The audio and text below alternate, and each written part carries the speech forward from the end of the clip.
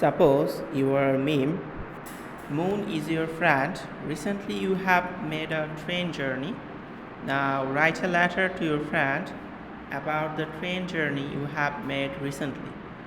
অর্থাৎ বিভিন্ন ধরনের জার্নি, ট্রেন জার্নি বা বোট জার্নি, এই ধরনের জার্নি বিষয়ক লেটারগুলো খুবই important.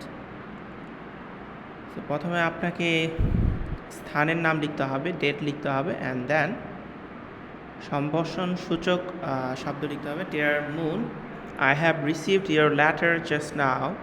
In your letter, you have wanted to know about my train journey. Now, I am describing you the same. Last month, I made a train journey with my friends from Dhaka to Chittagong. We bought 3 tickets and got into the train at 6 a.m. It was an intercity train. I sat beside a window. Through the window, I saw many trees, houses, green fields, rivers, jungles, people, etc. All those things made my mind fresh.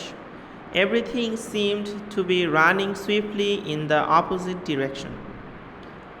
I also enjoyed the mild jerking of the train.